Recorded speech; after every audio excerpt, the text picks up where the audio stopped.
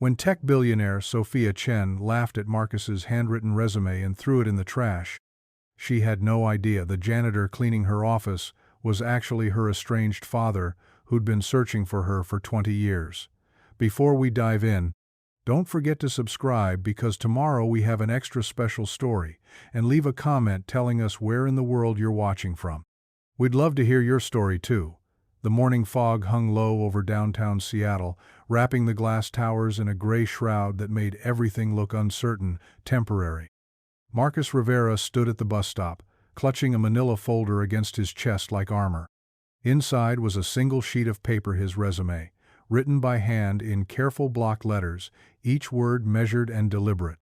His laptop had died 3 weeks ago, the screen flickering once before going black forever, taking with it his last connection to the digital world that seemed to govern everything now. He'd tried the library, but their computers had a 2-hour limit and a waiting list longer than his patience. He'd asked his neighbor if he could borrow hers, but she worked nights and slept days, and he couldn't bring himself to wake her for what felt like charity. So he'd done what his father had taught him. He'd made do with what he had. Blue ink on white paper, margins straight as the lines he used to draw on construction blueprints, back when his hands built things instead of begging for work. The bus wheezed to a stop, its doors opening with a mechanical sigh that echoed how Marcus felt inside. He climbed aboard, fishing exact change from his pocket quarters, and dimes counted twice, because even bus fare mattered when every dollar was spoken for. The ride downtown took 23 minutes, long enough for doubt to creep in around the edges of his determination. What was he thinking? Chen Technologies was a billion-dollar company, their headquarters a gleaming monument to innovation and success. What would they want with a man whose back had betrayed him, whose resume could fit on a napkin? But then he thought about Maria, 17 and brilliant. Her acceptance letter to MIT folded and refolded so many times the creases had worn soft. She'd gotten in on merit, a loanful academic scholarship, but it only covered tuition. Room and board, books, living expenses that was another $40,000 a year, a sum that might as well have been $40 million for all the hope Marcus had of finding it. She tried to hide her disappointment when they'd crunched the numbers together at their kitchen table, surrounded by financial aid forms and rejection letters from loan companies. She'd smiled and said community college was fine, that she could transfer later, but he'd seen the way her shoulders had slumped, the way her dreams had folded in on themselves, like origami in reverse. That was 3 months ago. Since then, Marcus had applied everywhere: warehouses, retail stores, restaurants, offices. His construction days were over.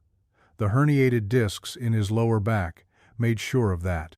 Workers' comp had run out after 18 months, disability had been denied twice, and pride was a luxury he could no longer afford. He'd take anything, now data entry, customer service, janitorial work, anything that came with health insurance and a steady paycheck. Chen Technologies loomed before him now, 47 stories of steel and glass reaching toward a sky that seemed impossibly distant. The lobby was a cathedral of marble and chrome, with a ceiling that soared 3 stories high and walls lined with awards and patents bearing the company's name. Water cascaded down a feature wall, the sound meant to be soothing but somehow making Marcus feel smaller, like he was shrinking with each step toward the reception desk. The receptionist was young, maybe 25, with perfect makeup and a headset that looked like it cost more than Marcus's monthly rent. She looked up when he approached, her smile automatic and practiced. "Good morning. Welcome to Chen Technologies. How can I help you?" Marcus cleared his throat, suddenly aware of how his voice might sound in this pristine space. "I'm here about employment opportunities. I have a resume." "Oh," she interrupted gently. "All job applications are submitted online through our careers portal. You can access it from our website." Her tone was kind but dismissive, the way people spoke to children who'd wandered into the wrong classroom. "I don't have internet access right now," Marcus said, heat creeping up his neck. "I was hoping someone could take a look at this." He held up the manila folder, suddenly conscious of its bent corners and coffee stain near the bottom. The receptionist's smile faltered slightly. "I'm sorry, but we really don't accept paper applications anymore." Everything has to go through our system for compliance reasons. She gestured toward a seating area with leather chairs that probably cost more than Marcus's car. There's free Wi-Fi if you want to use your phone or laptop. Marcus almost laughed. His phone was 5 years old and barely loaded text messages, let alone job application websites. And his laptop was currently serving as a very expensive paperweight in his bedroom closet. "I understand," he said, "but I was wondering if there might be someone in HR who could— Is there a problem here?" The voice cut through the lobby like a blade, sharp and commanding. Marcus turned to see a woman striding toward them, her heels clicking against the marble with the rhythm of authority.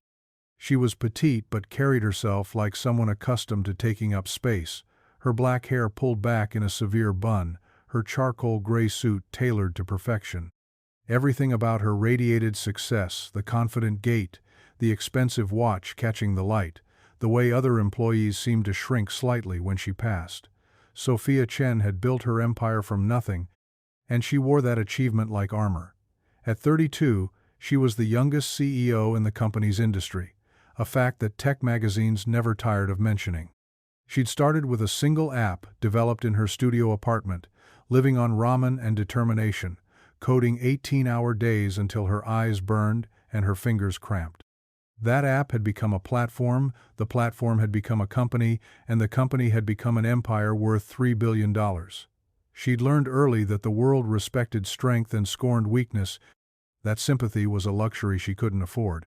Every deal was a battle, every negotiation a war, and she'd won them all by being smarter, faster, and more ruthless than anyone expected a foster kid from Oakland to be. Compassion was a liability in business. She'd proven that over and over again. "Ms. Chen," the receptionist said, straightening unconsciously, "this gentleman was asking about submitting a paper resume." Sophia's eyes moved to Marcus, taking in his appearance with the efficiency of a scanner. She saw the second-hand suit, clean but worn at the elbows, the shoes that had been polished but couldn't hide their age, the nervous way he held the manila folder like it contained something precious and fragile. In 3 seconds, she'd categorized him. Desperate, unemployable, wasting her time. "A paper resume?" she repeated, and there was something in her tone that made the words sound antiquated, almost quaint. "This isn't 1985. We don't accept handwritten applications." Marcus felt the heat spread from his neck to his cheeks. Around them, other employees had begun to notice the commotion. A group of young programmers stopped their conversation near the elevators. 2 women from accounting paused their walk across the lobby. The security guard behind the desk looked up from his monitor. Marcus could feel their eyes on him, their curiosity and judgment radiating like heat. "I understand your preference for digital submissions," Marcus said, trying to keep his voice steady. "But I'm in between computers right now, and I was hoping—" "Between computers?" Sophia's laugh was sharp, cutting. "What kind of professional doesn't have access to basic technology in 2023? How exactly do you expect to work for a tech company if you can't even submit a proper application?" The words hit Marcus like physical blows. He felt something crack inside his chest, not his ribs, but something deeper, more essential. Around them, the lobby had gone quiet except for the artificial waterfall that suddenly sounded like white noise, like static covering up the sound of his dignity being dismantled piece by piece. "My laptop broke?" he said, quietly, hating how small his voice sounded in the vast space. "I've been looking for work for 3 months. I have construction experience, project management. I'm willing to learn." "Construction?" Sophia's eyebrows rose in mock surprise. "And you think that qualifies you to work here? Look around." She gestured to the gleaming lobby, the digital displays showing stock prices and company achievements, the employees in their designer clothes and confident postures. "This is the future. We don't need people who work with their hands. We need people who work with their minds." Marcus's grip tightened on the folder. Inside was more than just his work history written in careful letters. It was 18 years of getting up before dawn, of building things that would last, of feeding his daughter and keeping a roof over their heads through sheer determination and sweat. It was every promotion he'd earned, every crew he'd led, every project he'd completed on time and under budget before his body had finally said enough. "I've managed teams of 30 people," he said, his voice stronger now, edged with something that hadn't been there before. "I've overseen million-dollar projects. I've never missed a deadline or gone over budget. I may not code, but I know how to lead people and get things done." Sophia tilted her head, studying him like he was an interesting specimen under a microscope. "You know what I see when I look at you?" she said, her voice loud enough to carry across the lobby. "I see someone who's given up. Someone who's so out of touch with reality that they think a handwritten resume will get them anywhere in the modern world. This is pathetic." The word hung in the air like a slap. Marcus felt every pair of eyes in the lobby focus on him, felt the weight of their pity and secondhand embarrassment. One of the programmers whispered something to his colleague. The women from accounting looked away, uncomfortable but unwilling to intervene. Even the receptionist stared down at her desk, her cheeks flushed with vicarious shame. Sophia stepped closer, her voice dropping to a level that was somehow more devastating than shouting. "Do you have any idea how many resumes we get every day? Hundreds. From Stanford graduates, from MIT PhDs, from people who actually understand what we do here.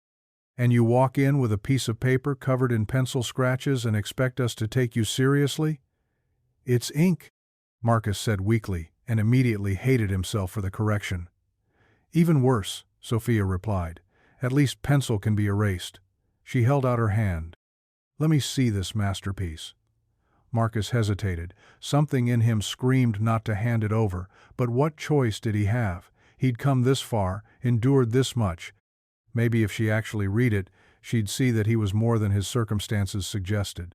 Maybe she'd understand that desperation wasn't the same as incompetence. He opened the folder and pulled out the single sheet of paper.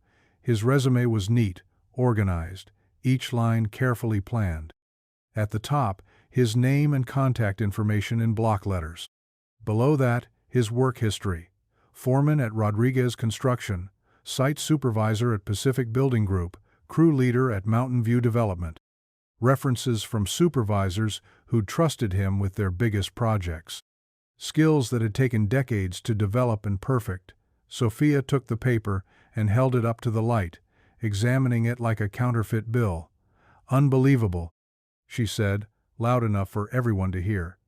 "This looks like something my nephew would turn in for a school project. Did you use a ruler for the margins? Did your daughter help you with the spelling?" The mention of Maria hit Marcus like a punch to the solar plexus. He thought of her at school right now, sitting in AP Physics, solving problems that would have made his head spin, dreaming of MIT, and a future that seemed to slip further away with each passing day. She believed in him, trusted him to find a way to make her dreams possible.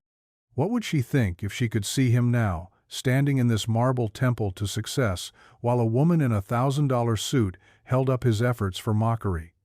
"She's very smart," Marcus said, and there was something in his voice that should have warned Sophia to stop, something raw and protective that any parent would have recognized. "Smarter than me. That's why I'm here." But Sophia was past the point of recognition, past the point of human decency. The adrenaline of public humiliation was coursing through her veins, the same rush she felt when she dismantled competitors in board meetings or crushed hostile takeover attempts. This man represented everything she'd fought to escape poverty, desperation, the smell of failure that had clung to her foster homes like cigarette smoke. "Well, she can't help you with this," Sophia said, and then, with deliberate cruelty, she began to tear the resume. The sound of ripping paper echoed through the lobby like gunshots. She tore it once, twice, 3 times, until Marcus's 18 years of hard work became confetti in her perfectly manicured hands. "There," she said, letting the pieces flutter to the marble floor like wounded birds. "That's what I think of your qualifications, Gary." She turned to the security guard who was watching the scene with obvious discomfort. "Please escort this gentleman out. And make sure he understands that we have actual standards here." Marcus stared down at the pieces of paper scattered around his feet. Each fragment contained a piece of his life dates, job titles, the phone number of his old foreman who'd always said Marcus was the best supervisor he'd ever worked with. Now it was trash, literally and figuratively. Destroyed by someone who'd never swung a hammer or carried a load or understood what it meant to build something with your own hands. The security guard approached reluctantly, his expression apologetic. "Sir, I'm going to have to ask you to leave." Marcus bent down slowly, his injured back protesting, and began picking up the pieces of his resume. His hands shook slightly as he gathered them, not from fear but from a rage so pure and clean it surprised him. He'd been angry before at insurance companies, at doctors who treated him like a fraud, at a system that seemed designed to grind people like him into dust. But this was different. This was personal. "You done?" Sophia asked, watching him crawl around on her marble floor. "Because I have real business to attend to. People with actual qualifications are waiting for my time." Marcus stood slowly, the torn pieces clutched in his fist. He looked at Sophia aerially, looked at Herond for a moment. She almost stepped back. There was something in his eyes that spoke of dignity under assault, of a man who'd been pushed as far as he could go without breaking completely. "You're right," he said quietly. "I don't belong here. This place isn't for people like me." He glanced around the lobby, at the employees who were pretending not to watch, at the marble and chrome and artificial waterfall that was supposed to represent progress. "But someday, I hope you remember this moment. I hope you remember the man you stepped on today, because that's who you really are under all this." He gestured to the luxury surrounding them. "Someone who destroys other people's hopes for sport." Sophia's jaw tightened.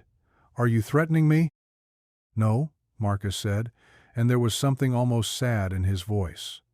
"I'm just hoping that someday you remember what it felt like to need something from someone who had the power to help you. Because we all need help sometimes, Miss Chen. Even you." The security guard touched Marcus's elbow gently. "Sir?" Marcus nodded and allowed himself to be led toward the exit. Behind him, Sophia watched with her arms crossed, her expression cold and triumphant. The lobby began to return to normal. Conversations resumed, phones buzzed.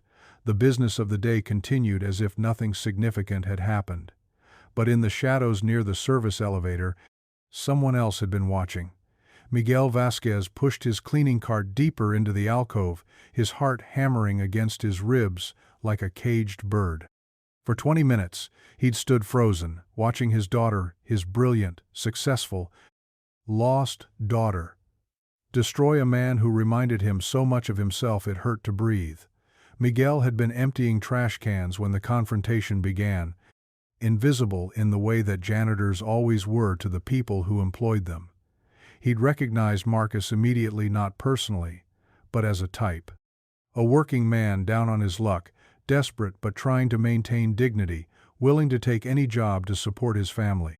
Miguel had been that man once, before the world had ripped his family apart and scattered the pieces across 2 countries. He'd also recognized his daughter, though it had taken him months to work up the courage to approach her. Sophia Chen, CEO and tech mogul, the girl he'd last seen at 12 years old with tears streaming down her face as immigration officers led him away in handcuffs. She'd been Sophia Vasquez then, a scared child in the foster system, bounced from home to home while he fought a legal battle he couldn't win, from a detention center he couldn't leave. For 7 years, he'd tried to get back to her from Mexico, sending letters that went unanswered, making phone calls that went unreturned. When he'd finally made it back legally, she'd vanished into the system's bureaucracy. Foster records were sealed, adoption files confidential, and a deported father had no legal standing to search for a daughter who'd probably been told he'd abandoned her. He'd found her by accident 3 years ago, her picture in a business magazine someone had left on the subway. "The foster kid who built a tech empire," the headline had read, and Miguel had nearly collapsed right there in the train car.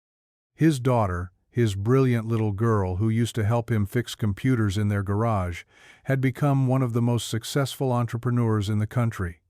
She'd done it without him, in spite of him, because of him, he'd never know which.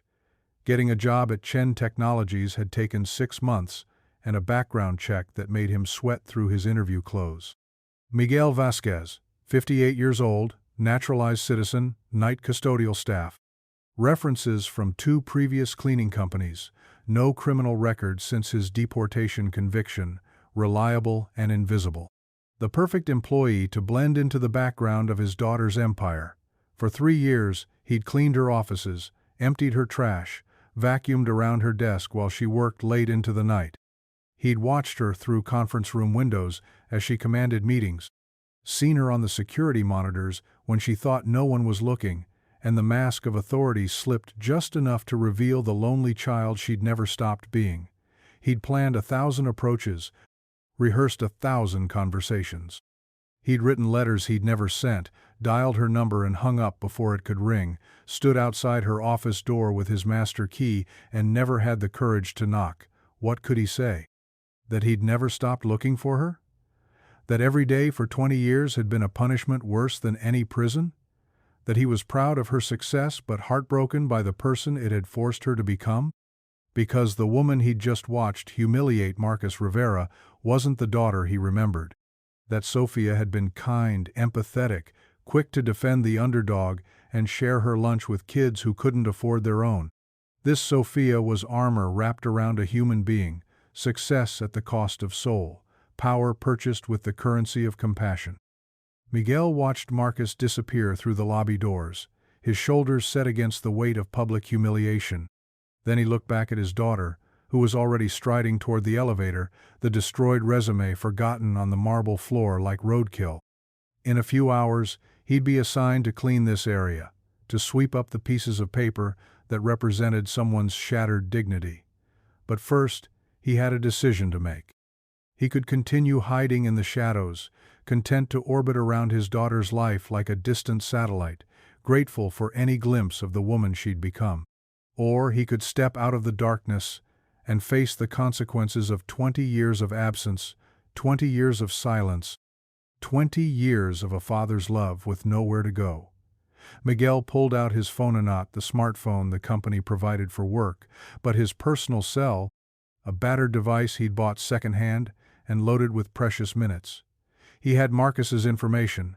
It had been written clearly on the resume before Sophia had torn it to pieces. Marcus Rivera, and a phone number Miguel had memorized before the paper hit the floor. The bus ride home felt like punishment, each stop a reminder of how far Marcus had fallen from the life he'd once known. The other passengers avoided eye contact, lost in their phones or staring out windows at a city that seemed increasingly foreign to him. He clutched the torn pieces of his resume in his jacket pocket, each fragment a small accusation against his worth. His apartment was silent when he entered, the kind of quiet that felt empty rather than peaceful. Maria wouldn't be home for another 3 hours. She had debate team practice after school, then her job at the campus bookstore, where she worked 20 hours a week to help with expenses. The college prep job was supposed to build her resume, but Marcus knew it was really about survival, about a 17-year-old shouldering burdens that should have been his to carry.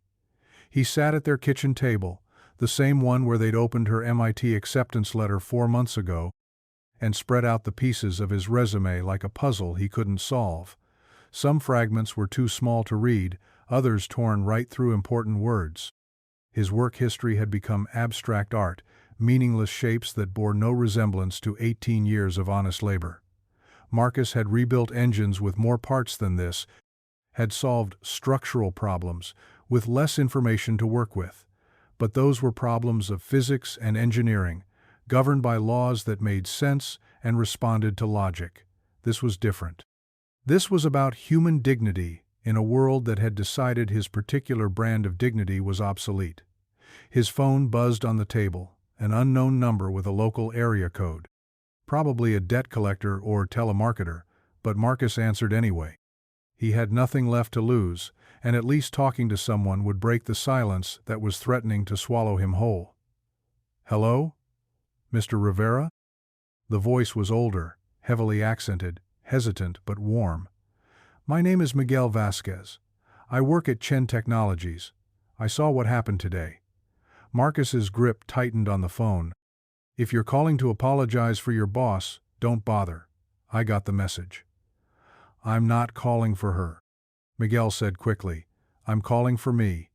And maybe for you, if you'll listen."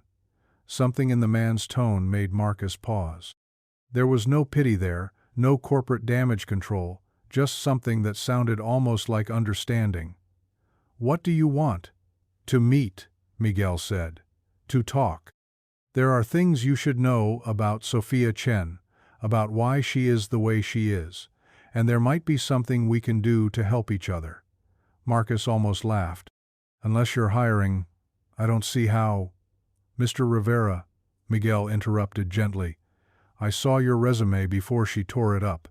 You're qualified for a dozen positions at that company.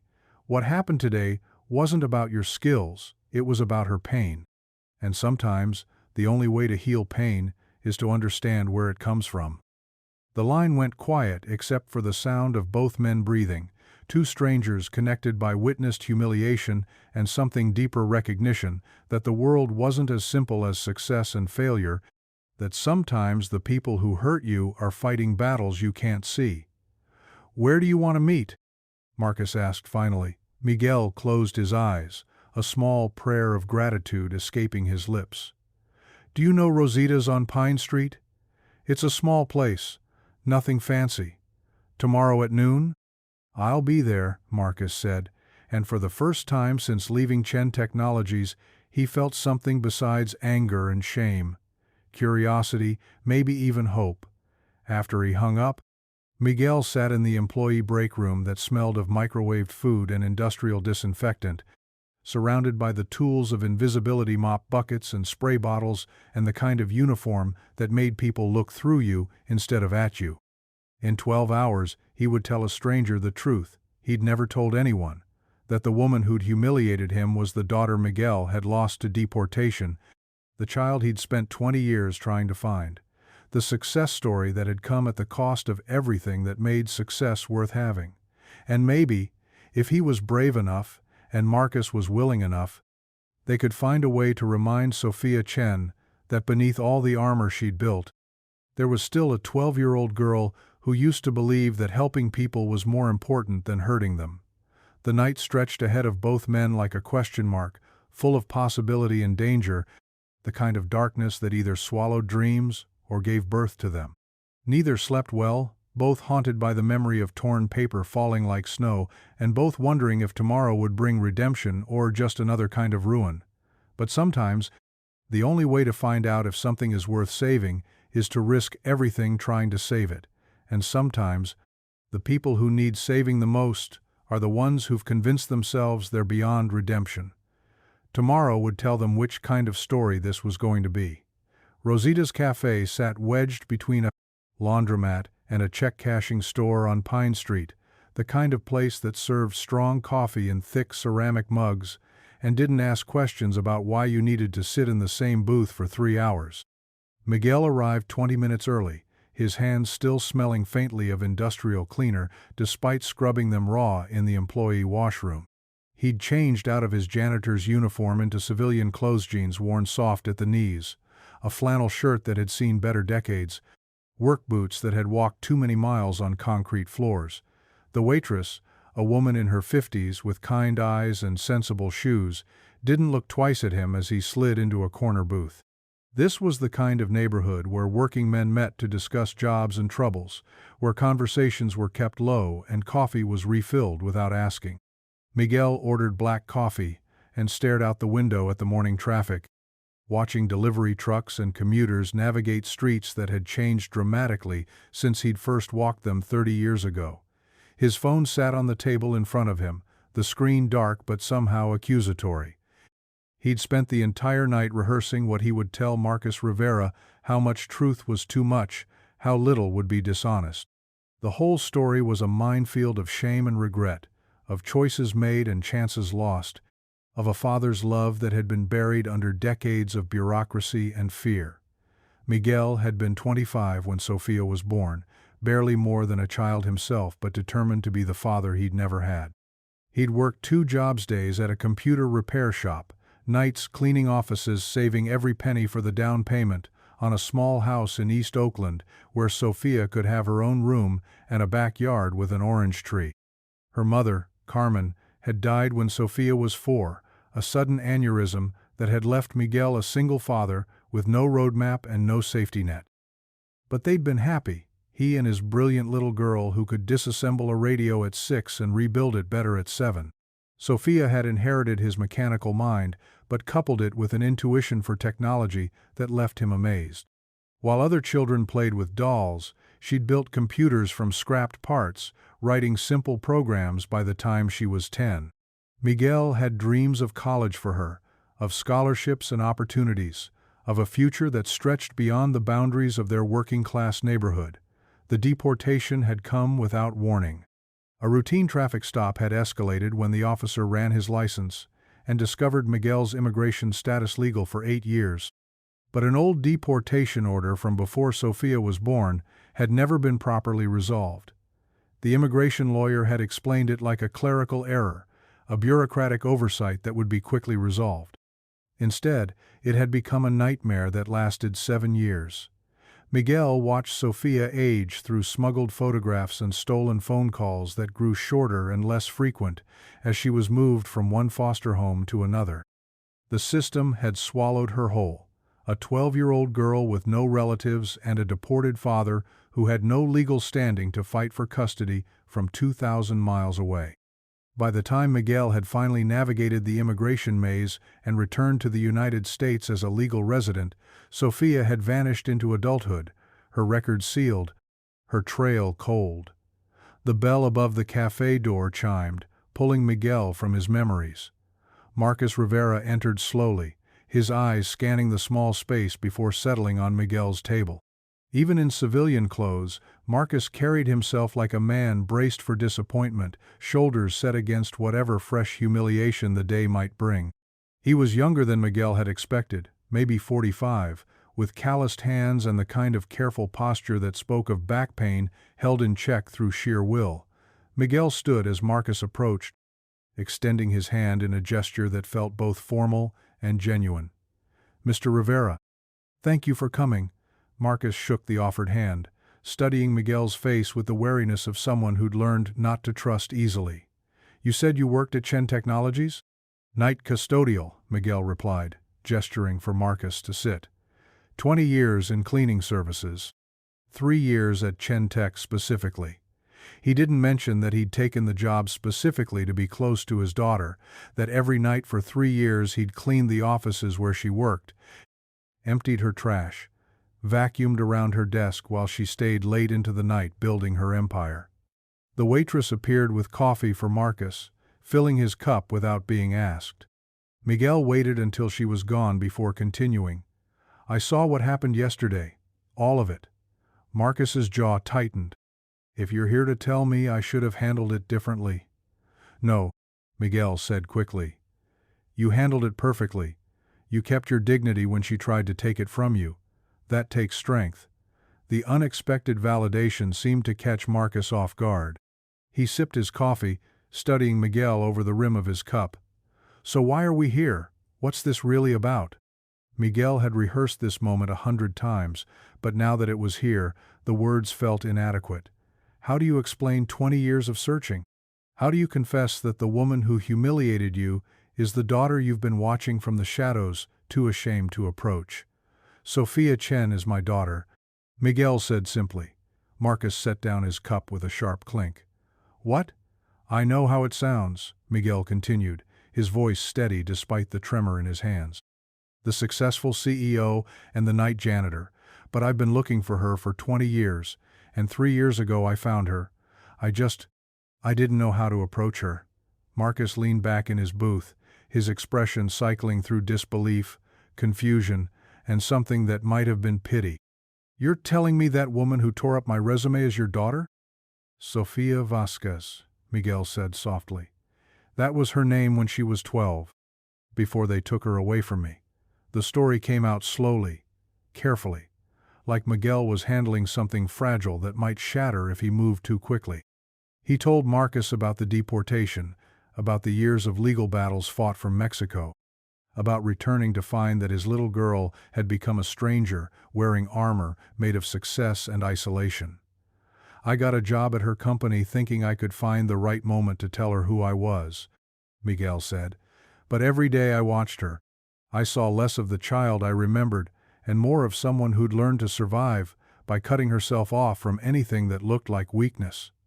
Marcus was quiet for a long time, processing the impossibility of what he'd just heard. Finally, he shook his head. "Why are you telling me this? What does any of this have to do with what happened yesterday?" Miguel reached into his jacket and pulled out a small notebook, worn from use. "Because yesterday I watched my daughter destroy someone who reminded me of myself 20 years ago. A working man trying to provide for his child, willing to take any job, any chance." He opened the notebook, revealing pages of careful handwriting. "And because I think maybe we can help each other." Help each other how? Miguel had spent the night piecing together Marcus's story from fragments, the torn resume he'd collected from the lobby floor, employee databases he had access to for emergency contact purposes, public records searches conducted on the library computers during his lunch breaks. It was amazing how much you could learn about someone if you knew where to look and had the motivation to dig. Marcus Rivera, 46 years old, single father, Miguel read from his notes. 18 years in construction, excellent safety record, multiple supervisory positions.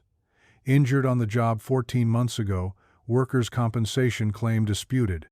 Daughter Maria, 17, valedictorian at Lincoln High School, accepted to MIT with academic scholarship, covering tuition only. Marcus's face had gone pale. "How do you know all that?" "Public records mostly," Miguel said gently. "And I found pieces of your resume in the trash. I put them back together like a puzzle." He reached into his other pocket and pulled out a manila folder. Inside were the fragments of Marcus's resume, carefully taped back together with the patience of someone who understood the value of broken things. Marcus stared at the reconstructed document, his hands shaking slightly as he touched the tape that held his life together again. "Why would you do this?" "Because someone should have done it for me 20 years ago, Miguel said. "Because I know what it's like to have everything you've worked for dismissed by people who think your struggles make you invisible." Miguel leaned forward, his voice dropping to a whisper. "But also because I think there might be a way to get your daughter to MIT and remind my daughter who she used to be at the same time." Marcus looked up sharply. "What are you talking about?" Miguel had spent the pre-dawn hours researching Chen Technologies' corporate structure, their charitable foundations, their public commitments to diversity and education.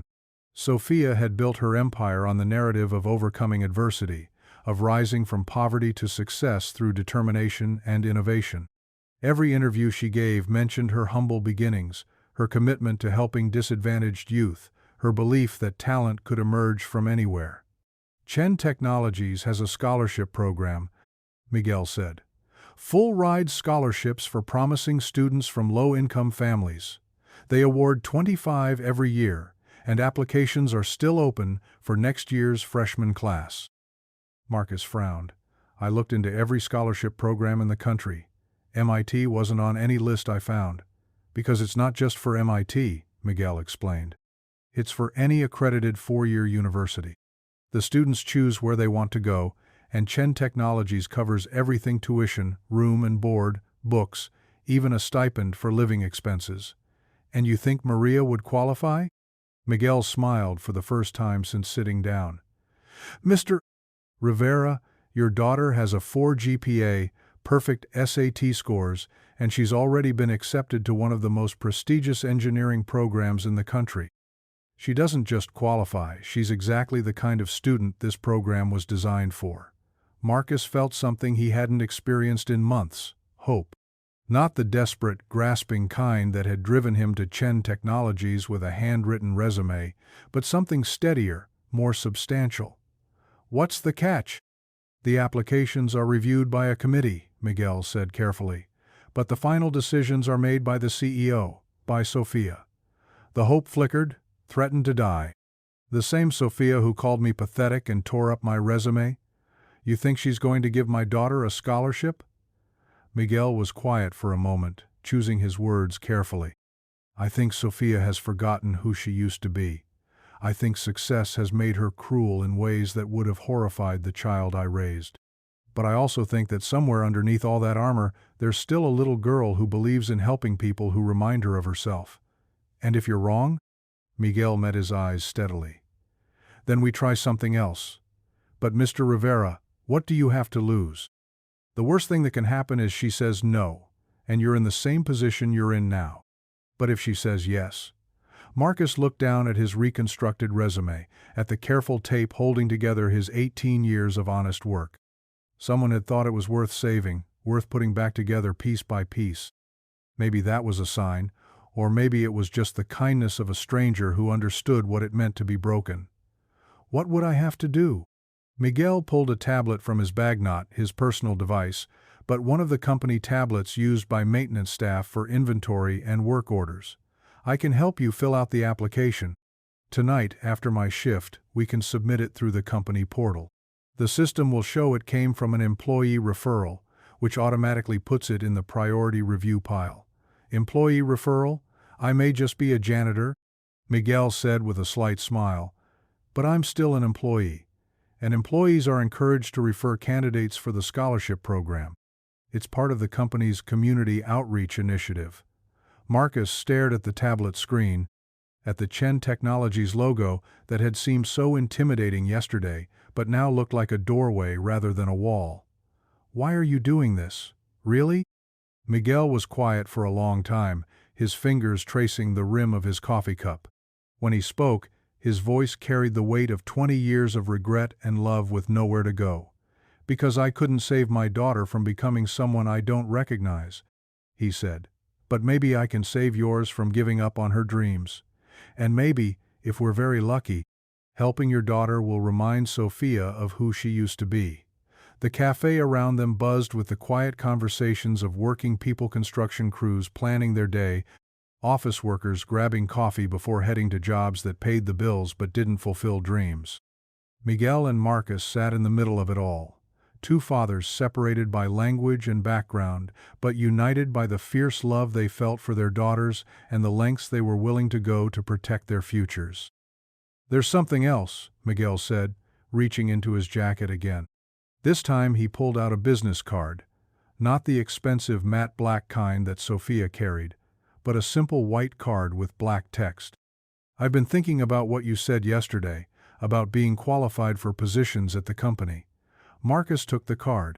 It was for a staffing agency that specialized in placing workers at tech companies, not programmers or engineers, but support staff, facilities management, project coordinators. The kind of jobs that required leadership skills and attention to detail rather than computer science degrees. I know the owner, Miguel said. She's placed several people at Chen Technologies over the years. If you're interested, I could make an introduction. Marcus looked up, surprised.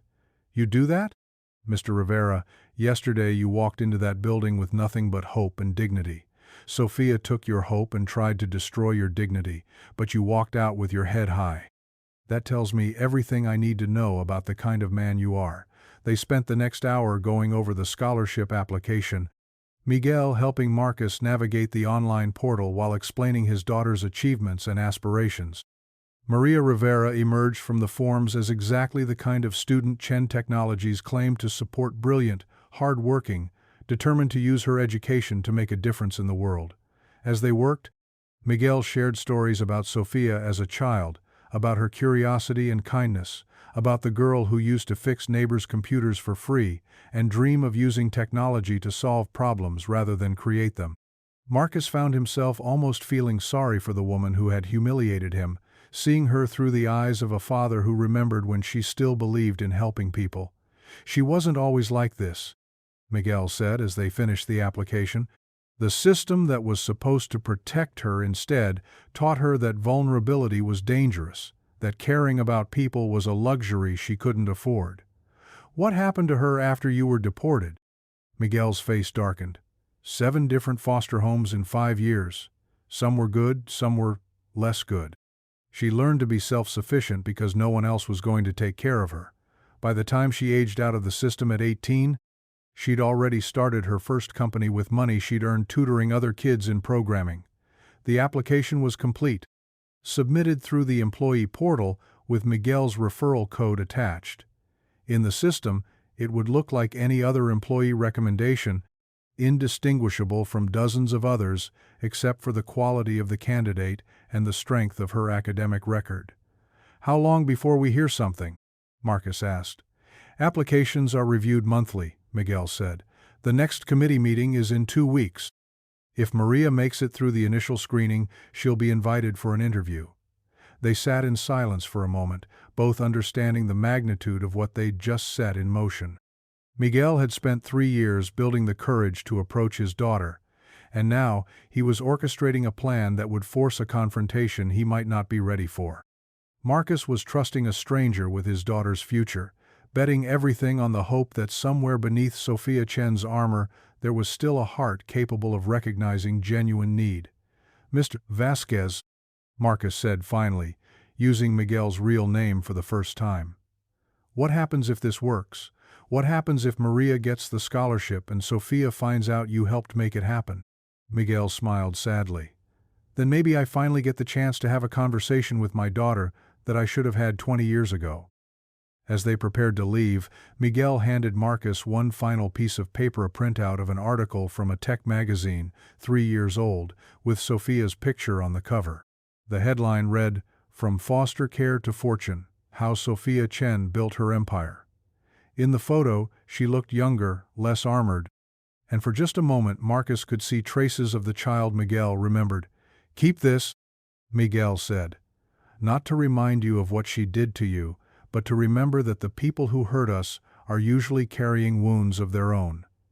They parted ways on the sidewalk outside Rosita's, 2 men bound together by circumstance and hope, each carrying the weight of a father's love and the knowledge that the next 2 weeks would determine whether that love was strong enough to heal 20 years of pain and build a bridge across the chasm that separated Sophia Chen from the daughter Miguel had lost so long ago.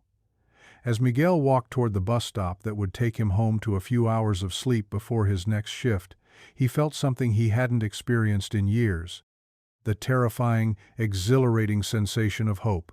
For the first time since finding his daughter, he was taking action, instead of just watching from the shadows. It might end in disaster, might cost him the job that kept him close to her, might destroy any chance of reconciliation, but it might also remind Sophia Chen that before she was a CEO, before she was a success story, before she was a woman who could tear up someone's dreams without consequence, she had been a little girl who believed that helping people was the most important thing in the world. And sometimes, Miguel thought as the bus arrived to take him home, the only way to find your way back to who you used to be is to help someone else find their way forward. The boardroom on the 42nd floor of Chen Technologies had been designed to intimidate. Floor-to-ceiling windows offered a commanding view of Seattle's skyline, while the conference tableau, single piece of Brazilian rosewood that had cost more than most people's annual salary, stretched like a landing strip beneath recessed lighting that cast everything in sharp relief. The 12 leather chairs surrounding it had been occupied by some of the most powerful people in tech, venture capitalists whose decisions could make or break entire industries, board members whose collective net worth exceeded the GDP of small countries. Sophia Chen sat at the head of the table in her usual position of authority, her charcoal gray suit immaculate, her expression, the controlled mask of confidence she'd perfected over a decade of high-stakes negotiations. The quarterly board meeting had proceeded exactly as expected: revenue reports that showed continued growth, expansion plans for the Asian markets, discussions of a potential IPO that would value the company at over $5 billion. Everything was running according to the carefully orchestrated script that had made Chen Technologies one of the most successful companies in the Pacific Northwest. Then Miguel Vasquez walked into the room. He didn't belong there, and everyone knew it instantly. While the board members wore suits that cost more than most people's monthly rent, Miguel was dressed in the standard-issue uniform of Chen Technologies' custodial staff: navy blue pants, light blue shirt with the company logo embroidered over the pocket, work boots that had walked thousands of miles on polished floors. In his hands, he carried a manila folder and a tablet computer, items that looked absurdly out of place in a room where decisions were made with sleek laptops and custom-designed presentation materials. "Security," Sophia said immediately, her voice sharp with authority and embarrassment. "We have an intruder in the boardroom." But Miguel didn't move toward the exit. Instead, he walked calmly to the opposite end of the conference table, set down his folder and tablet, and looked directly at his daughter for the first time in 20 years. "My name is Miguel Vasquez," he said, his voice carrying the slight accent that had grown stronger with age and emotion. "And I'm not an intruder. I'm a shareholder." The room fell silent except for the whisper of climate control and the distant hum of the city 42 floors below. Board member Patricia Kowalski, a venture capitalist with 30 years of experience in hostile takeovers and corporate warfare, leaned forward slightly. "Excuse me?" Miguel opened his folder with deliberate care, the way someone handles documents that have been read and reread until the edges are soft with wear. "In 2015, I invested my life savings $47,000 in a startup called Synergy App, founded by an 18-year-old programmer who was working out of a studio apartment in Oakland." He looked directly at Sophia, whose face had gone pale beneath her carefully applied makeup. "That startup became Chen Technologies. That 18-year-old programmer is my daughter." The tablet in Miguel's hands came alive with the touch of his finger, displaying a presentation that he'd spent weeks preparing during his lunch breaks and sleepless nights. The first slide showed incorporation documents from 2015, listing Miguel Vasquez as the primary investor in Synergy App LLC. The second showed bank records of wire transfers, carefully documented and legally binding. The third showed the corporate restructuring that had transformed Synergy App into Chen Technologies and Miguel's original investment into what was now worth approximately $235 million. "You're telling us," said board member David Cheno, relation to Sophia, despite the shared surname, "that you're the mystery early investor we've never been able to track down?" Miguel nodded. "I used a trust set up by a lawyer in Mexico. Complex paperwork designed to protect my investment and my daughter's company from my immigration status at the time." He tapped the tablet again, showing legal documents that traced the paper trail from Miguel Vasquez to the Esperanza Family Trust, to Synergy App, to Chen Technologies. "I've been a beneficial owner of approximately 12% of this company for 8 years. Sophia stood slowly, her hands pressed flat against the rosewood table. "This is impossible. My early investor was anonymous," Miguel finished. "By design. I couldn't risk any association with your company while my immigration status was being resolved. I couldn't risk hurting your chances by having a deported father's name anywhere near your business." The words hit Sophia like physical blows. She stared at the man who had just walked into her carefully controlled world and detonated a bomb made of truth and legal documents. The face was older, worn by decades of hard work and worry, but the eyes were unmistakable. They were her eyes, the same dark brown that looked back at her from mirrors, the same intensity that had helped her stare down competitors and investors who thought a young woman couldn't build an empire. "You?" she whispered, and the word carried 20 years of anger and abandonment and desperate buried hope. "You left me." Miguel's composure cracked for the first time since entering the room. "I was deported, mija. Immigration officers came in the middle of the night. I fought for 7 years to get back to you. But by then you'd disappeared into the system." The boardroom had become a theater for the most private of family dramas. 12 powerful strangers, watching as Sophia Chen, the woman who had built her reputation on being unshakable, began to unravel in real time.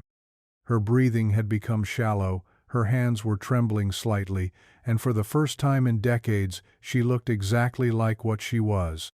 A woman who had spent half her life believing she'd been abandoned by the only person who had ever truly loved her.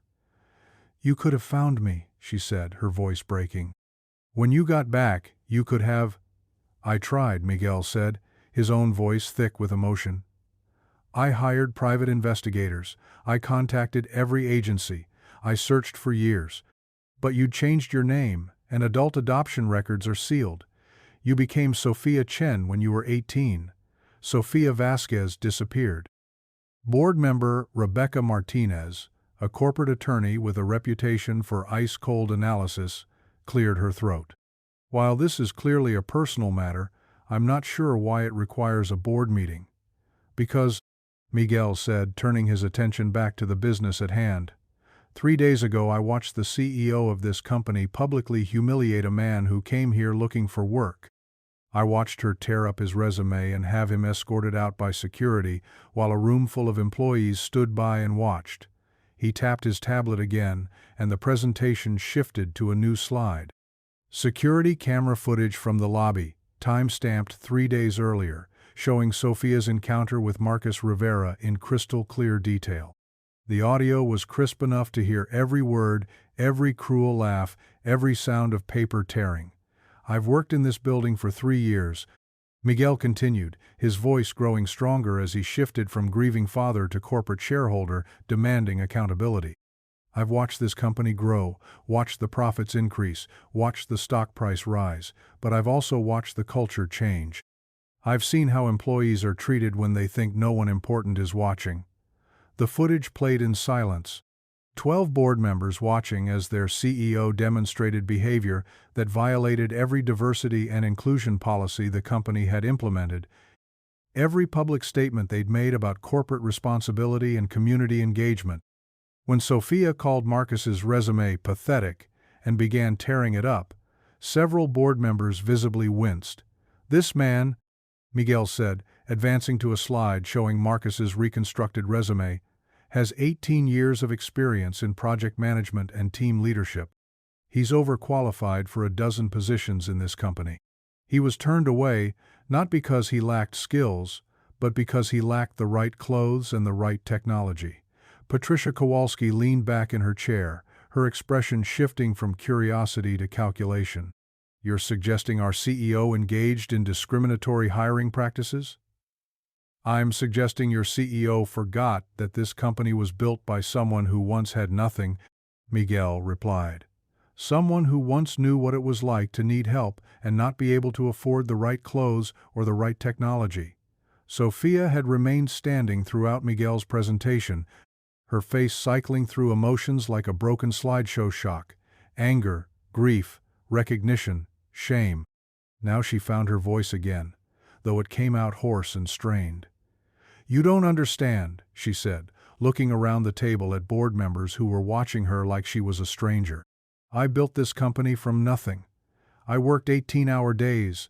I lived on ramen noodles. I sacrificed everything. To become someone who destroys other people's hope for sport?" Miguel asked quietly. "Is that what success looks like, Sophia? Is that who you wanted to become?" The question hung in the air like an accusation. Sophia stared at her father. After 20 years of believing he'd simply walked away, and felt something fundamental shift inside her chest. The armor she'd built, the walls she'd constructed, the persona she'd crafted to survive in a world that had never shown her mercy, all of it suddenly felt unbearably heavy. "I didn't know," she whispered. "I thought you left. I thought you didn't want." "I never stopped wanting you," Miguel said, and his voice carried the weight of 2 decades of suppressed grief. "Every dollar I invested in your company, every night I've spent cleaning your offices, every time I've watched you through these windows working until midnight, it was all because I never stopped loving you." Board member David Chen looked between father and daughter, then at his fellow board members. "This is unprecedented. We need to discuss." "There's more," Miguel said, advancing his presentation again. This time the slide showed Marcus Rivera's daughter Mariah, her school photo, her academic achievements, her acceptance letter to MIT. 3 days ago, while you were humiliating this man in your lobby, his daughter was at school believing that her father would find a way to make her dreams possible. She's been accepted to MIT with a full academic scholarship, but it only covers tuition, room and board, books, living expenses. That's another $40,000 a year that they don't have.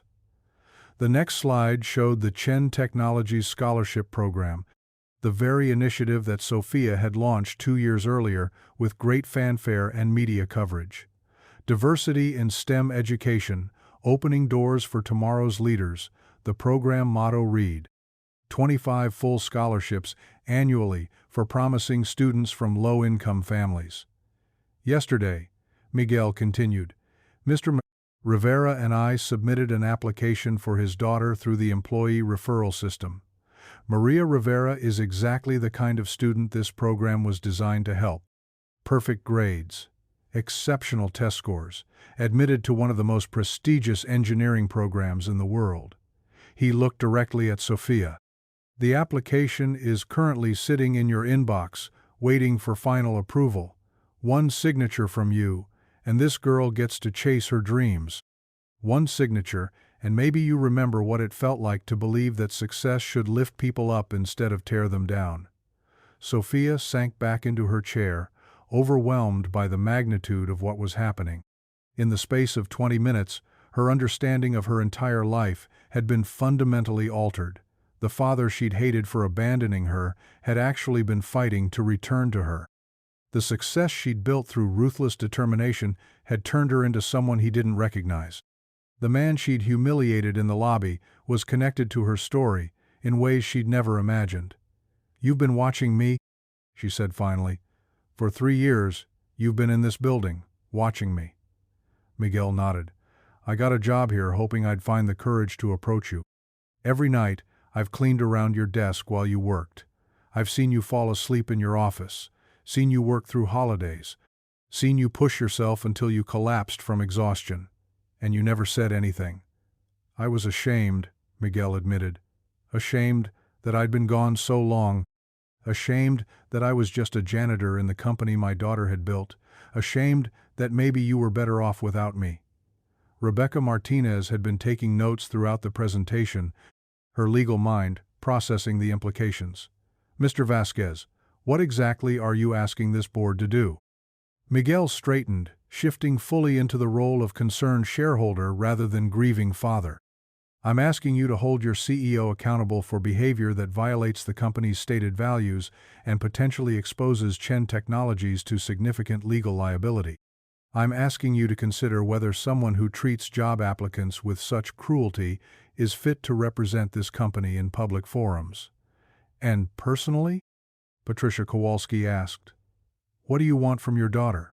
Miguel looked at Sophia, seeing past the expensive suit and carefully controlled facade to the little girl who used to help him fix computers in their garage. "I want her to approve Maria Rivera's scholarship application. I want her to personally apologize to Marcus Rivera for what she did. And I want her to remember that the greatest success in the world means nothing if you have to become someone terrible to achieve it." The boardroom fell silent except for the sound of Patricia Kowalski tapping her pen against her legal pad. Finally she spoke. "This board needs to discuss these matters in executive session. Sophia, I'm going to ask you to step out while we deliberate." Sophia stood slowly, her legs unsteady beneath her. As she reached the door, she turned back toward Miguel. "How long?" she asked. "How long have you been looking for me?" "Every day for 20 years, he replied. "And now that I've found you, I'm not letting you disappear again." The deliberation lasted 3 hours. Through the conference room windows, Miguel could see Sophia in her corner office, slumped in her chair, staring at nothing. She hadn't moved in 2 hours, hadn't answered her phone, hadn't responded to the increasingly frantic messages from her assistant. She looked like someone whose entire world had just been revealed as an illusion. When the board finally called them back into the room, Patricia Kowalski's expression was grave. "We've made several decisions," she announced. "First, effective immediately, Sophia Chen is being removed as CEO of Chen Technologies, pending a full investigation into her conduct and leadership practices." Sophia's sharp intake of breath was audible throughout the room. "You can't." "We can and we have," David Chen said firmly. "Your behavior toward Mr. Rivera was not just morally reprehensible, it was legally actionable. The company could face discrimination lawsuits, hostile workplace claims, and significant damage to our public reputation." Rebecca Martinez consulted her notes. "However, you'll retain your position as Chief Technology Officer and your equity stake in the company. Your technical contributions are undeniable, and your vision has been crucial to our success. But your leadership style has become a liability that this board cannot ignore." Miguel felt no satisfaction in his daughter's professional destruction. He'd wanted accountability, not devastation. but the board members were business people first, and they'd made a calculated decision to protect the company from the consequences of Sophia's cruelty. Second, Patricia continued, this board directs the interim CEO to immediately approve the scholarship application for Maria Rivera, with a full public apology to both Maria and her father. Mr. Rivera will also be offered a position in our facilities management department, commensurate with his experience and qualifications. Third, David added, Mr. Vasquez, your shareholding position entitles you to a seat on this board should you choose to accept it. Your perspective as both an original investor and someone who understands the company from the ground up could be invaluable. Miguel looked around the table at the 11 faces watching him expectantly. A week ago, he'd been invisible, a man in a uniform who emptied trash cans and mopped floors. Now they were offering him a seat at the table where the most important decisions were made. I'll consider it, he said finally. But first, I need to have a conversation with my daughter. The boardroom emptied slowly, leaving only Miguel and Sophia facing each other across the expanse of Brazilian rosewood. Sophia looked smaller somehow, diminished by the loss of her title and the weight of revelations she was still processing. 20 years, she said finally. You've been looking for me for 20 years. Miguel nodded. I never stopped believing I'd find you. Even when the lawyers said it was hopeless. Even when the investigators came up empty, I never stopped hoping. I built this company thinking I was alone, Sophia said, her voice barely above a whisper. Thinking I had to be ruthless because no one was going to take care of me if I wasn't successful. You were never alone, Miguel replied. You just couldn't see me. Sophia looked out the window at the city spreading below them, at the empire she'd built and almost lost in a single afternoon. I became someone terrible, didn't I? You became someone scared, Miguel corrected gently. Someone who confused strength with cruelty, success with isolation. But that's not who you have to stay. For the first time in 20 years, Sophia Chen cried. Not the controlled tears of strategic emotion she'd learned to deploy in negotiations, but the raw, ugly sobs of a child who had finally found her way home. Miguel stood and walked around the table, gathering his daughter into his arms the way he'd done when she was small and the world had seemed too big and frightening to navigate alone. I'm sorry, she whispered against his shoulder. I'm so sorry for who I became. I'm sorry too, Miguel replied, holding her as she fell apart, and began the long process of putting herself back together. I'm sorry I couldn't protect you from becoming someone you had to be to survive. Outside the windows, Seattle continued its daily business, unaware that in a boardroom 42 floors above the street, a father and daughter were finally having the conversation that should have happened 20 years ago. It was a conversation about love and loss, about the prices people pay for success, and about the possibility that it's never too late to remember who you used to be before the world taught you to be someone else. And in a small apartment across town, Marcus Rivera was answering his phone to hear that his daughter's dreams were about to come true, thanks to a man who had spent 2 decades proving that some kinds of love are strong enough to bridge any distance, survive any separation, and heal even the deepest wounds. The rain had started before dawn and showed no signs of stopping, turning Seattle's streets into rivers of gray that reflected the low-hanging clouds like broken mirrors. Sophia Chen sat in her Range Rover outside Marcus Rivera's apartment building, the engine running but her hands frozen on the steering wheel.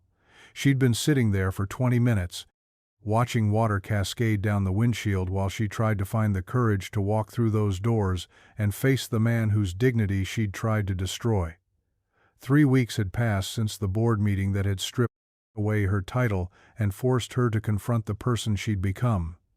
3 weeks of sleepless nights spent staring at the ceiling of her penthouse apartment, surrounded by the expensive furniture and abstract art that had once felt like trophies, but now seemed like evidence of everything she'd lost in her pursuit of success. The corner office was gone, the executive assistant was gone, the constant stream of meetings and decisions that had defined her existence for a decade, all of it had evaporated in the space of a single afternoon. But the hardest part wasn't the professional humiliation or the whispered conversations that stopped when she entered a room. The hardest part was looking in the mirror and seeing a stranger, someone who had forgotten that success was supposed to make you more human, not less. Miguel sat beside her in the passenger seat, his presence both comforting and challenging in ways she was still learning to navigate. Having a father, after 20 years of believing she was fundamentally alone in the world, felt like learning a new language, familiar sounds that meant something different than she'd always assumed. They'd spent the past 3 weeks talking, really talking, sometimes until sunrise, filling in the gaps of 2 decades with stories and explanations and the slow, careful work of rebuilding trust. He'd told her about the years in Mexico, about the job as a mechanic in Tijuana, where he'd worked 18-hour days to save money for lawyers and immigration fees. About the nights he'd spent staring at the ceiling of a one-room apartment, wondering if his daughter was safe, if she was eating enough, if anyone was helping her with homework, or teaching her to drive, or simply listening when she needed to talk. About the guilt that had eaten at him like acid, the knowledge that his little girl was somewhere in the world learning to survive without him. Sophia had told him about the foster homes, about learning to pack everything she owned into a single garbage bag because permanence was an illusion and trust was a luxury she couldn't afford. About the family that had locked the refrigerator at night and the one that had forgotten her 14th birthday entirely. About the moment she'd realized that if she was going to survive, she'd have to become someone who didn't need anyone else's permission or kindness or love. "You don't have to do this today," Miguel said softly, his voice cutting through the sound of rain on metal. "We can wait until you're ready." Sophia shook her head, finally releasing her grip on the steering wheel. "I've been waiting 3 weeks. If I wait any longer, I'll convince myself this is optional." She turned to look at him, this man who shared her eyes and her stubborn chin, who had invested his life savings in her company when she was 18 and desperate and brilliant. Besides, Maria Rivera starts at MIT in 6 weeks. If we're going to do this right, we need to do it now. The scholarship letter had been the easy part. Sophia had signed it the same day the board had voted to remove her as CEO, her hand shaking slightly as she wrote her name on the document that would change Maria Rivera's life. Full tuition, room and board, books, and a living stipend that would allow her to focus on her studies instead of working 20 hours a week to survive. It was the least she could do, but it wasn't enough to undo the damage she'd done to the girl's father. The apartment building was older, maybe built in the 70s, with brick walls that had faded to a dusty red and windows that looked out onto a courtyard where children's bicycles leaned against a chain-link fence. It was the kind of place where people lived when they were rebuilding their lives, when they were trying to make ends meet while still maintaining some semblance of dignity. Sophia had lived in places like this, had learned to call anonymous apartments home, because home was wherever you happened to be sleeping. They climbed 2 flights of stairs, their footsteps echoing in a stairwell that smelled faintly of cooking spices and cleaning products. Miguel carried a manila folder containing Marcus's employment offer position as Director of Community Outreach, overseeing a new program that would connect Chen technologies with local organizations serving low-income families. It was a real job with real responsibilities, not charity disguised as employment, but an opportunity for someone with Marcus's experience to make a difference in ways that went beyond quarterly profit reports. Sophia knocked on the door, marked 2B, her knuckles barely making contact with the wood before she heard footsteps approaching. The door opened to reveal a teenage girl with dark hair pulled back in a ponytail and eyes that sparkled with intelligence and curiosity. This had to be Maria Rivera, the girl whose future had become a battleground between Sophia's past and present selves. "Can I help you?" Maria asked, her voice polite but cautious. She was wearing a MIT sweatshirt that looked new, probably a gift from her father to help her visualize the dream that had seemed impossible just weeks ago. "We're here to see your father," Sophia said, her voice steadier than she'd expected. "I'm Sophia Chen, from Chen Technologies." Recognition flickered across Maria's face, followed quickly by something harder to read. She'd probably heard the story of what had happened in the lobby, probably knew that this woman was the reason her father had come home that day, looking like someone had hollowed him out with a spoon. "Dad, Maria called over her shoulder, not taking her eyes off Sophia and Miguel. "Someone's here to see you." Marcus appeared in the doorway within seconds, his expression shifting from curiosity to wariness when he saw who was standing in his hallway. He looked older than he had 3 weeks ago, worn down by unemployment and uncertainty, but his shoulders were still straight, and his eyes still held the quiet dignity that had impressed Miguel in the first place. "Miss Chen," Marcus said, his voice carefully neutral. "Mr. Vasquez, I wasn't expecting you." Sophia forced herself to meet his gaze, to see past her own discomfort to the man she'd wronged. "May we come in? There are some things I need to say, and I'd prefer not to say them in the hallway." Marcus hesitated for a moment, then stepped aside to let them enter. The apartment was small but meticulously clean, furnished with pieces that had clearly been chosen for durability rather than style.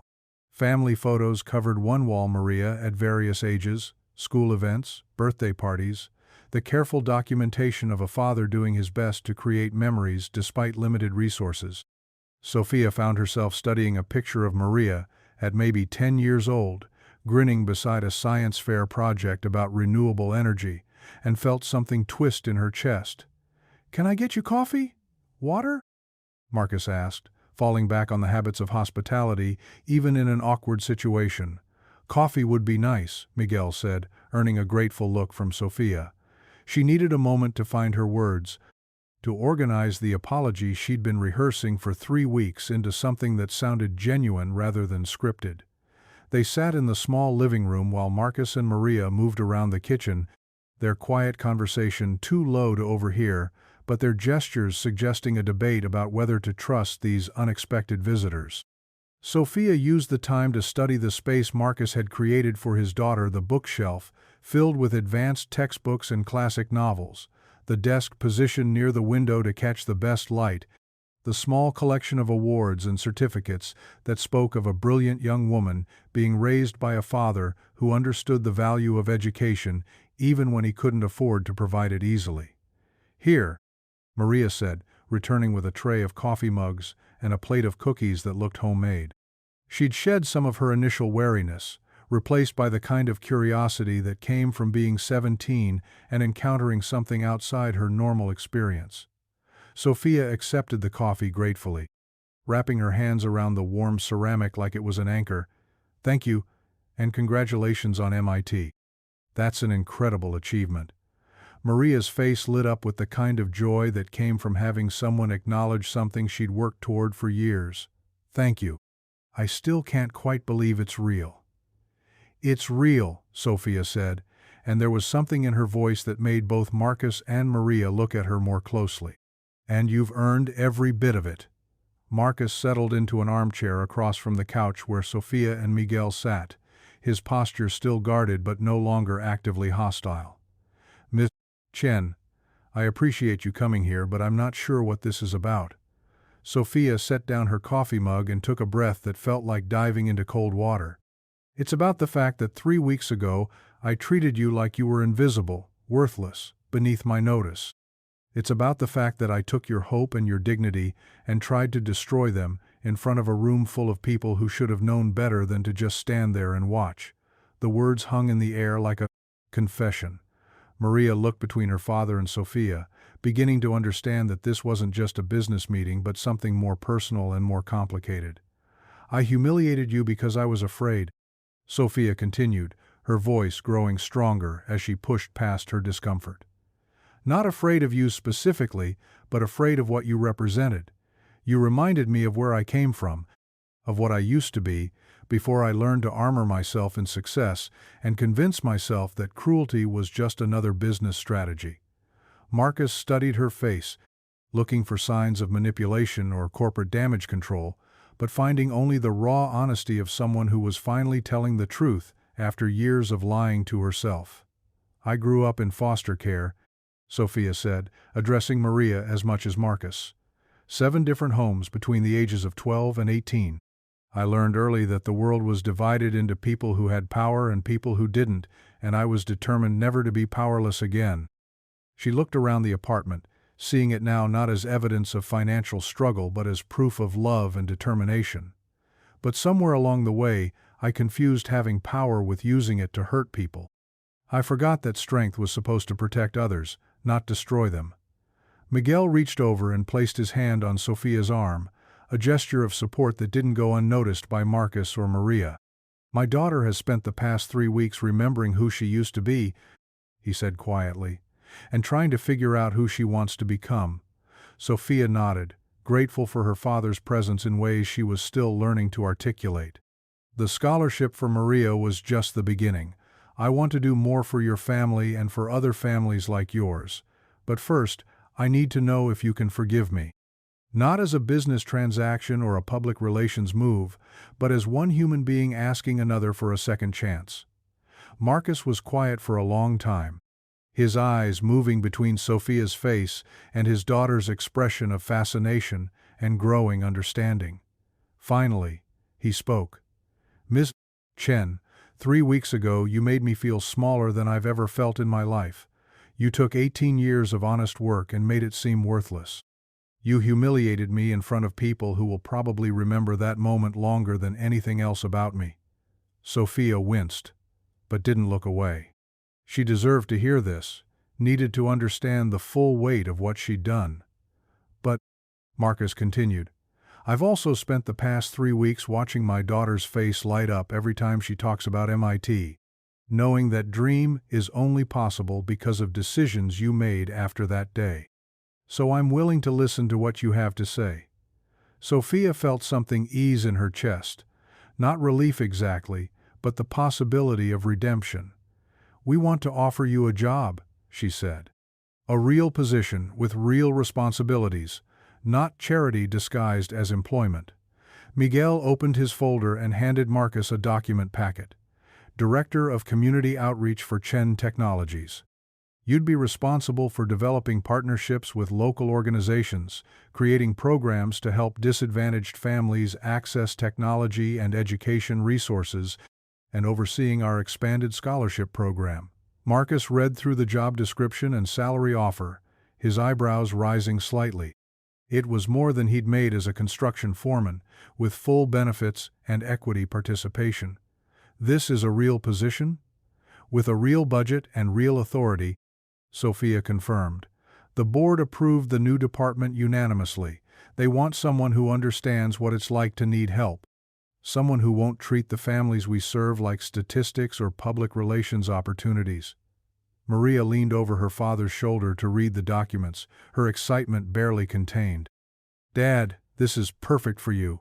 Remember how you used to talk about wanting to help other kids get the same opportunities I've had? Marcus looked at his daughter, seeing the hope and pride in her eyes, then back at Sophia and Miguel. Why me? There must be hundreds of people more qualified for this kind of work. Because, Sophia said, you're someone who knows how to maintain dignity when the world tries to take it away from you. You're someone who keeps fighting for your family even when the odds are stacked against you. And because 3 weeks ago, when I was at my absolute worst, you still treated me like a human being. Sophia reached into her purse and pulled out another document, this one bearing the letterhead of a law firm rather than Chen Technologies. There's something else.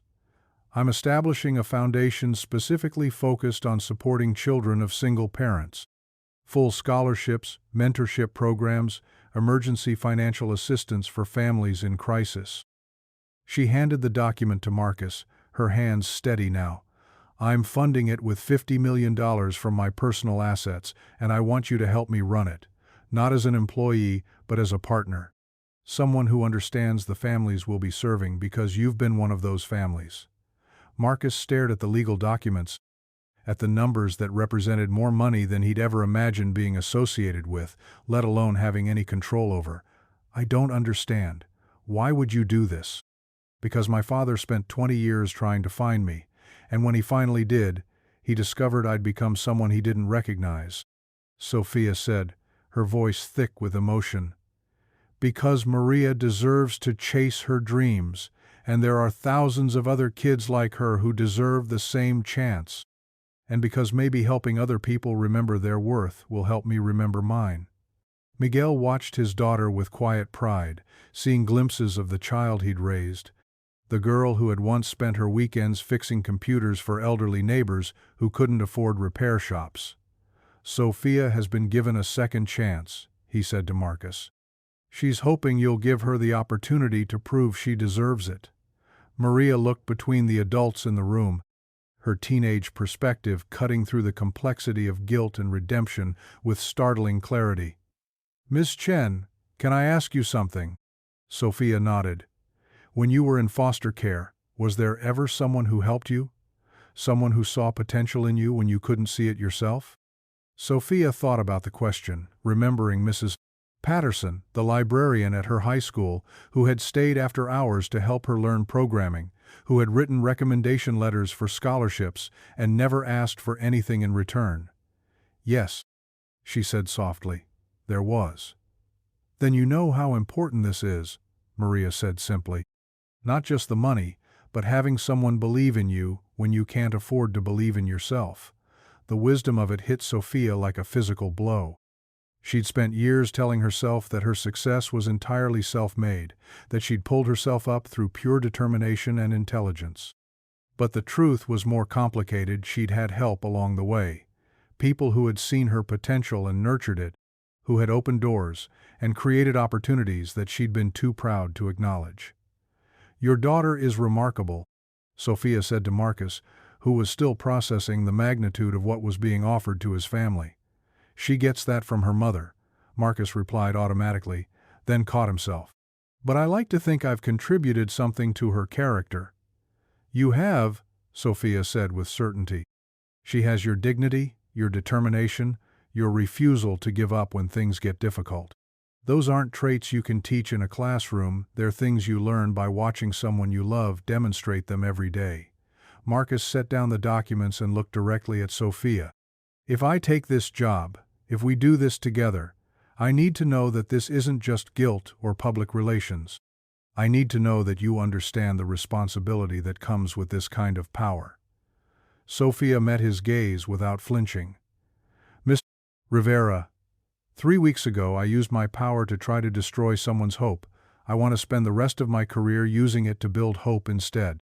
I can't promise I'll be perfect. I'm still learning how to be the person I want to be instead of the person I thought I had to be.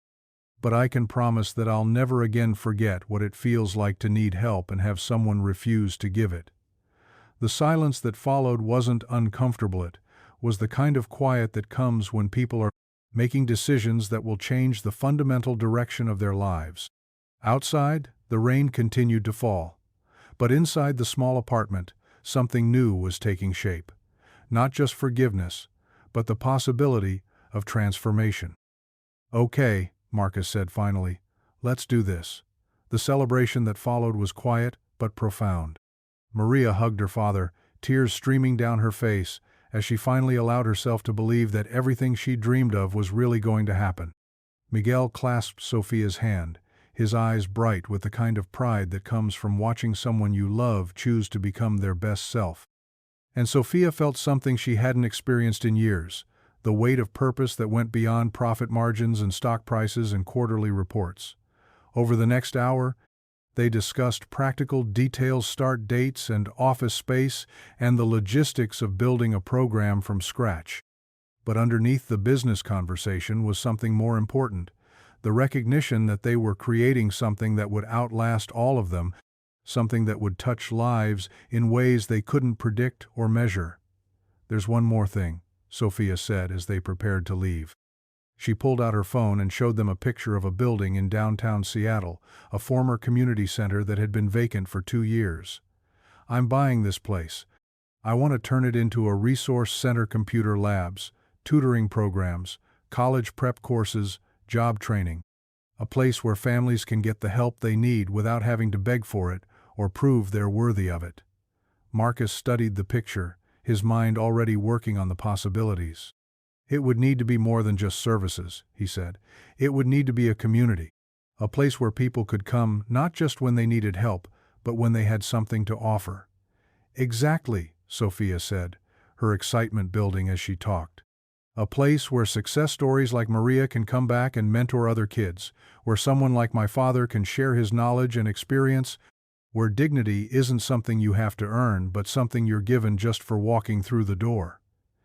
As they stood to leave, Maria approached Sophia with the kind of directness that only teenagers could manage. "Ms. Chen, can I ask you one more question?" Sophia nodded. "When you were my age, what did you want to be when you grew up?" Sophia smiled, remembering the girl who had spent her nights learning to code by candlelight because her foster family turned off the electricity after 9 p.m. "I wanted to build things that would help people. I wanted to use technology to solve problems and make life better for families like mine."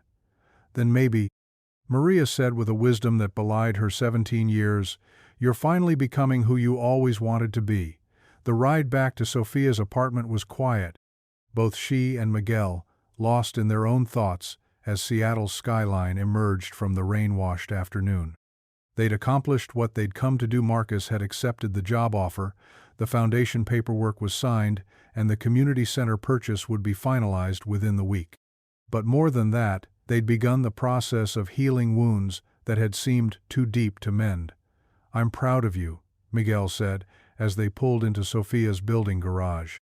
"Not because of the money or the programs, but because you chose to be vulnerable. You chose to admit you were wrong and ask for help fixing it." Sophia turned off the engine but made no move to get out of the car. "I keep thinking about what Maria said, about finally becoming who I always wanted to be. I'd forgotten that version of myself existed." "She never disappeared," Miguel said gently. "She just got buried under all the armor you thought you needed to survive. But armor is meant to be temporary, something you put on for battle and take off when the fighting is done." Sophia looked at her father, this man who had spent 20 years proving that love could survive separation and disappointment, and even the complete transformation of the person you loved. "What if I don't know how to take it off? What if I've worn it so long that it's become part of who I am?" Miguel smiled, the expression transforming his weathered face into something young and hopeful. "Then we learn together. One conversation at a time, one choice at a time, one person we help at a time. You don't have to become perfect overnight, Mija, you just have to keep choosing to become better." 6 weeks later, Sophia stood in the lobby of the newly renovated community center, watching as families explored the computer labs and meeting rooms that would soon be buzzing with activity. Marcus was leading a tour for potential volunteers, his voice carrying the enthusiasm of someone who had found work that aligned with his values rather than just paying his bills. Maria was home packing for MIT, her scholarship covering everything she'd need and more, her future bright with possibilities that had seemed impossible just months ago. Miguel approached carrying 2 cups of coffee from the small cafe they'd installed near the Entrancia business run by a local family that hired formerly homeless individuals and provided them with job training and stable employment. "How does it feel?" he asked, handing Sophia her coffee. Sophia looked around at the space they'd created together, at the families who were already beginning to see it as a place of hope rather than charity, at the volunteers who came not because they felt obligated, but because they wanted to be part of something meaningful. "It feels like coming home," she said. "Like remembering who I was supposed to be all along." Outside, Seattle continued its daily rhythm of ambition and struggle, success and failure, people building dreams, and sometimes watching them crumble. But inside the community center, something different was happening. People were choosing to see each other's dignity, to offer help without judgment, to build bridges instead of walls. And in a small apartment across town, Marcus Rivera was helping his daughter pack for the adventure of a lifetime, secure in the knowledge that kindness was still possible in a world that often seemed determined to reward cruelty. That love could bridge any gap, heal any wound, and transform even the hardest hearts. The rain had stopped, and sunlight was beginning to break through the clouds, casting everything in the golden light of new beginnings.